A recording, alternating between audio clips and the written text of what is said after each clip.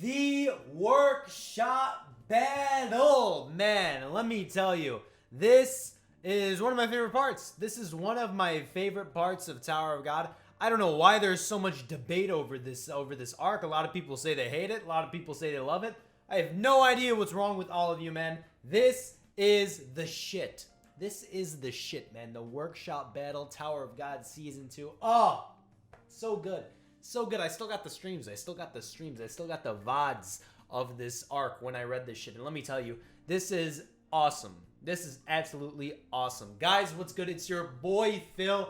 Today, we are continuing my little review series of Tower of God, the second season. Because, you know, I threw out a few review videos for, like, the Floor of Death, the Last Station, the Hidden Floor, all those. But I never got to do videos for all the earlier parts of Season 2, and I was just a little baby reading Tower of God, seeing what's going on, and here we are now, and your boy is still kicking in there. Haven't dove into Season 3 yet. Hopefully, your boy can get whitelisted pretty soon, man. I don't know what's... I gotta email. I gotta send an email, man. But hopefully that happens soon. I've been on Twitch. Twitch is fun. You should go follow me on Twitch. I'm over there all the time. Every Wednesday for now. Hopefully more days soon enough. But man, let's talk about Tower of God, the workshop battle. Now, we left off. Last review episode, your boy was talking about the Prince of Jahad, the return of the prince, that whole beginning saga of Season 2, which was pretty fun. It was a pretty nice saga. Introduced the new characters, the new squad, right? Dove into their characters, their backstories, all the information, lore regarding them. A lot of world building, a lot of setup for what's to come in Season 2, a lot of recurring ideas that get visited later down the line. But man, when we get to the workshop battle, shit gets crazy. Shit gets absolutely crazy, and it all starts off with us seeing the original Season 1 squad. So, workshop battle, it's a long arc. This is going to be a long video, so without further ado, sit back, relax, and enjoy the ride. Let's do this shit. Let's set the stage. Let's set the stage for the workshop battle. So we have our new squad, my boy Wang, Yiwa, Arc Raptor, all of them. And most importantly, the boy Hori Yang. Keep that, remember that guy? I know, we haven't seen him in a while. Hori Yang. Remember that dude. We have the new squad, and they're following around my boy, Juviole Grace. Ooh, and now that I think about it, back in the day, man, that dude was a badass. Oh, I miss him. I miss him so much, man. What a great feeling Juviole Grace was when he was in my life. But that's where we left off, and that's where the workshop battle starts. So, as I've already said, the workshop battle, we're going to get thrown back into the ring with the Season 1 squad. My boy, Kunaguero, Rachel, we see Endorsi, Shibitsu, Hots, all of them later on, but most importantly, the boy Aguero, who knows that Rachel was scheming some shit. She was up to no good. She's still playing her little wheelchair shit she's got going on, but no, we know Rachel, we know she's up to no good, and so does my boy, Detective Kun Aguero. So, he's doing that shit, man. Betrayal happens. People get stabbed in the back. They're still climbing the tower, and we've already been alluded to this point. We've been shown that there's some shit that's gonna go down at the workshop. We know my boy Juviole Grace and his team are trying to go to the workshop. We know Aguero's trying to go to the workshop. We know Shibitsu's trying to go to the workshop. Everybody's going to the workshop, and we know at this point that, hey, we are gonna have a moment. We are gonna have a reunion. We're going to have something happen once we get to this floor, once we get to the workshop. And we're teased the workshop a lot. Rather, we're teased the reunion a lot. Remember the hand of Arlene? And looking back at that, I'm like, damn, that was some shit. That was some foreshadowing right there, man. Oh my God. Remember that, bro? They were so close. So close to finally reuniting, but no, we were trolled. We were trolled. A lot of trolling goes on in this series. We were trolled for sure. And actually, my boy Aguero almost ends up dying. Imagine that. He almost ends up dying. But no, he's alive. man, the Hand of Arlene. What a callback. What a callback that is. You see, this is what I was mentioning last video. You see all the things that start to just loop around, and we make these connections, and it just feels so great. It feels so great when it happens. But yeah, that was a good encounter. We also have a new character we must talk about when talking about the workshop and when talking about the entirety of season 2 altogether, and that's the boy Kasano. Kasano, the latest guy thrown into the ringer when we're talking about all these ignition weapons, these devils of the left and right arm. We got to talk about Beta later on, but these ignition weapons and all these tests that were going down with my boy Horiang and Kasano, everyone dying. We got to talk about Emily later on, because, I mean, Emily, look, that's an important person right there. That's some real shit over there. But let's talk about Kasano, because my boy Horiang sees this dude in the picture, right? Sees this dude, he's like, Kasano, my brother? Nani? What? Yes, Kasano is alive, and he wants to set out. This all happens before the Hand of Arlene, all that shit. He wants to set out, find the boy Kasano, and little does he know that causes everything to spiral out of control. When you think about it, Kasano kind of caused everything. But we're going to look into Kasano later on when we get into the actual workshop battle, and we realize this dude is all tied up into Fug as well, and later we find out Rachel is all tied up in Fug. Man, Kasano, man, this guy really messed up everything. I think we probably should talk about Emily right now, because Emily is the mastermind behind all of this when you think about it. This is, I'm going up the ladder, you know, I'm working my way up to the actual workshop battle, which when that happens is absolutely insane.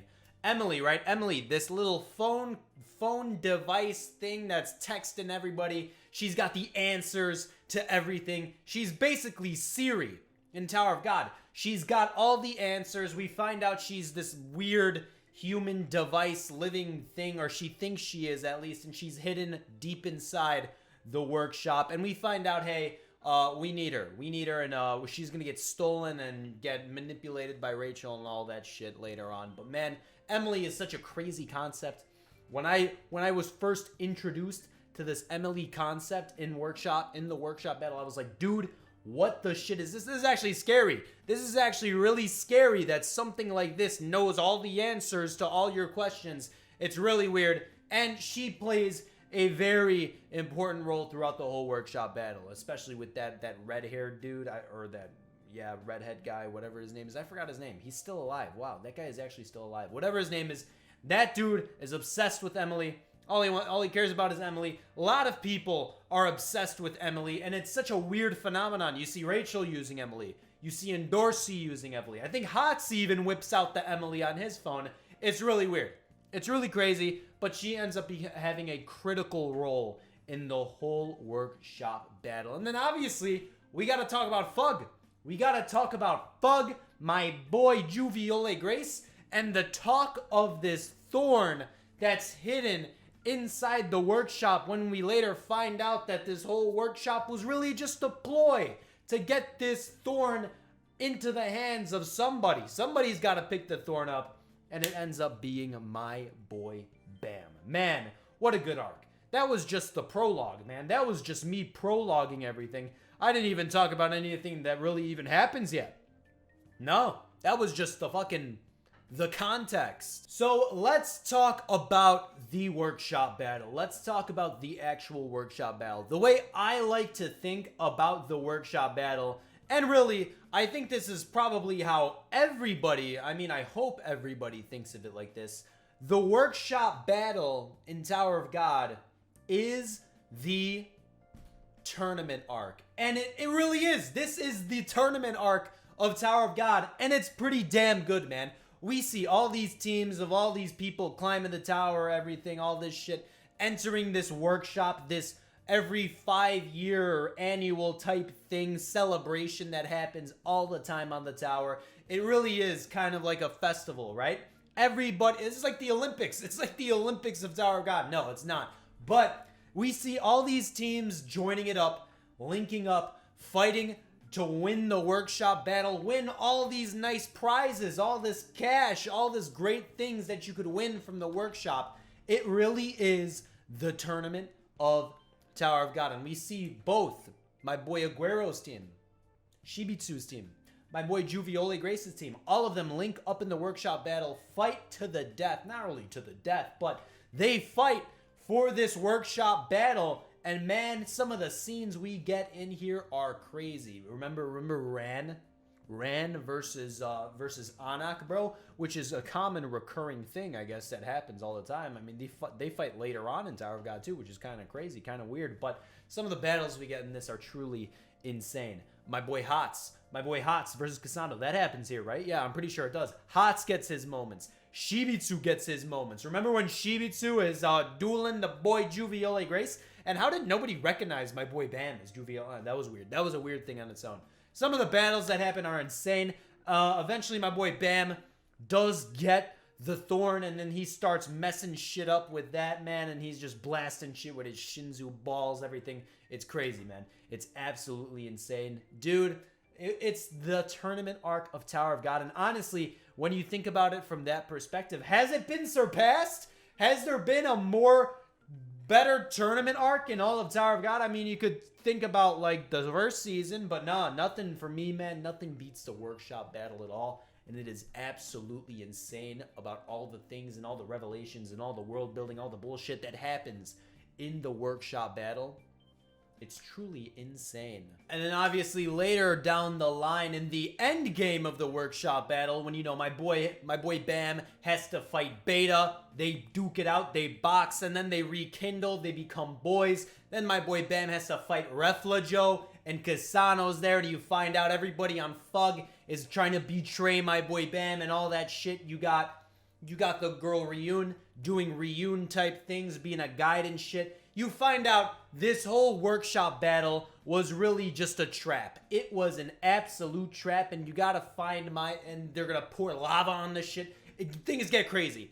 A lot of people are possibly gonna die at the end of the workshop battle, but my boy Bam has to maneuver his way out of it, and what does he do? He starts blasting shit with his Shinzu balls and all that shit. Man, the final battles are kind of crazy. They're kind of crazy. And some of the power scaling and some of the moves and shit and the powers we see in this arc, they're not too crazy. By the end of the final, by the end of, like, the last floor and the hidden floor and all that shit, no, by any means they're not at that level. But some of the shit we see here is pretty damn cool. Even with, like, the Mad Dog and shit, who we find out later on there's a whole Mad Dog thing going on, and we see more of them later down the line. A lot of crazy shit is going on there, bro. And honestly, dude, just like the last arc, the Return of the Prince and all that shit, just like that, just the world building and the possible plot points you can pick and choose and just throw into the series later on are absolutely insane. So at the end of the workshop battle, we see all these fights come to fruition. Everybody makes it out alive, which is kind of insane. The whole workshop is saved. Nobody gets poured lava on. Everyone makes it out of there. Rachel links up with Fug for some reason, and Kasano's alive still. He takes the one redhead dude with him. That's really weird. A lot of crazy shit goes on. They actually take Emily. That's right. That was Kasano's main thing, actually, was stealing this Emily thing. And Rachel somehow ends up with it somehow, some way. And now she's the operator of Emily. A lot of crazy shit, man. And a lot of crazy shit that is very important later on in Tower of God. And that's kind of one of the reasons I really like this arc, is because some of the things that happen here are kind of series changing and kind of plot changing, bro. And so important later on. This idea that we have thorns that my boy Bam has to collect, and later on we find out how many thorns there are and that he needs to collect them. Here he gets 2 eventually, but man, oh, I love when that happens. I love when that happens. I'm really appreciative of some of the plot and some of the story developing stuff that happens in Tower of God. And the workshop battle is one of those major parts, man. It is one of those major parts, and honestly, it's pretty damn good. But let's not beat around the bush anymore.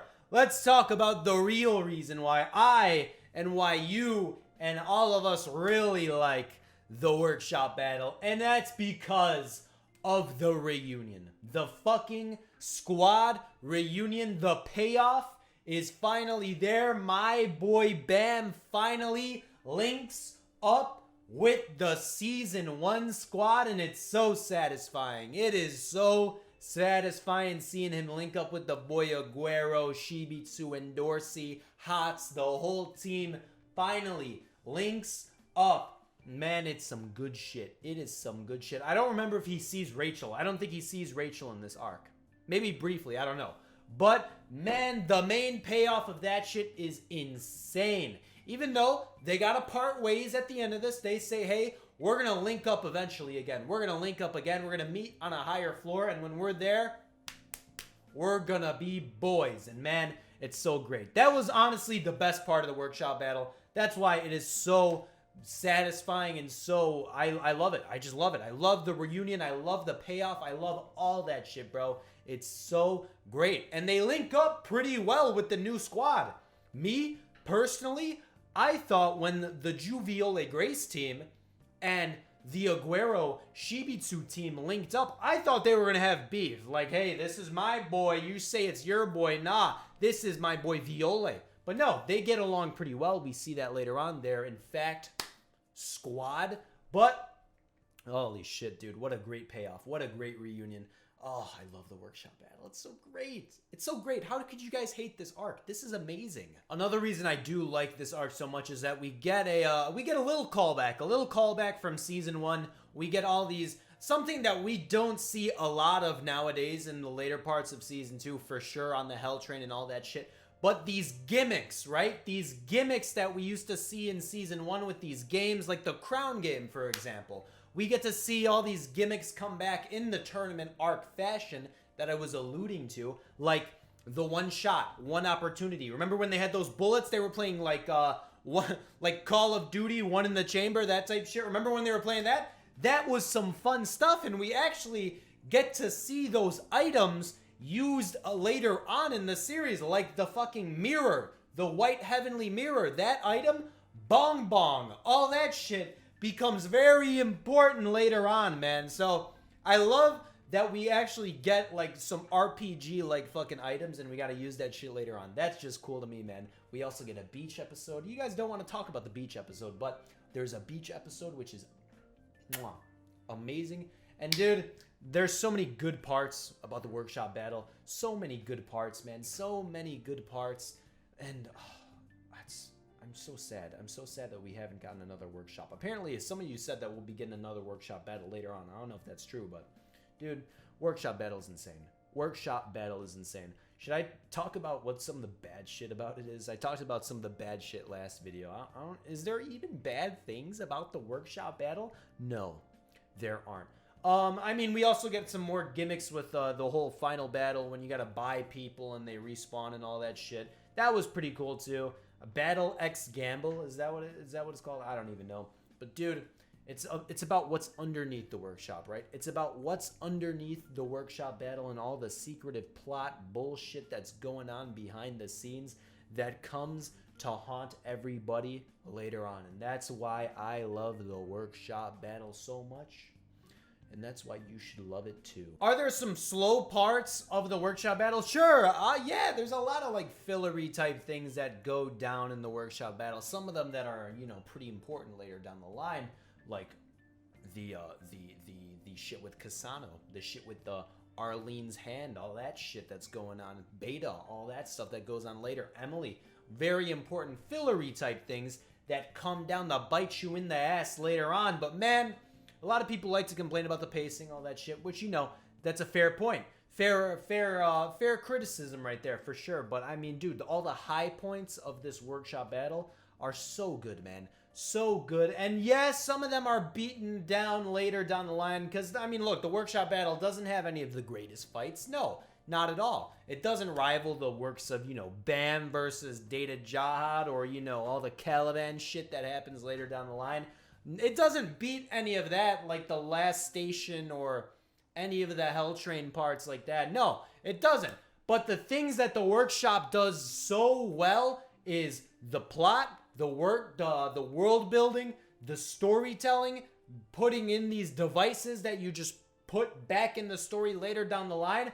All that great stuff is some of the best in the series. It really is. So for that, man, I love the workshop battle. I love the workshop battle. Another reason why I really love the workshop battle is that this is the end of my boy Juviole Grace and the rebirth of my boy Ban. That's obviously, at this point, it's been like 100 chapters that we've been with my boy Viole. That is one of the most satisfying parts of the entire series when we see him cut his hair and shit. My boy Viole is no more and my boy Bam is back from the dead, and it's so great, man. It's so great. Guys, that's the workshop battle. I love this arc. I love this arc 100%. One of my favorite arcs, if not my favorite arc. It's probably like my top 2 for sure. Top 2, maybe top 1. I don't know if it's my top 1. Top 2 for sure. Dude, I love this arc so much. Guys, let me know down below, what do you think about the workshop battle? What is your favorite part, and what is your least favorite part of the workshop battle? I know a lot of people don't like it. A lot of people like it. Is the art the greatest? No, not at all. But, man, some of the parts in the workshop battle are absolutely insane, and they're still recurring to this day, and it's so great. It's so, I love that. That's more beautiful. Guys, until the next one, until I can start season 3, who knows when that'll be. I'll see you guys later. Peace out.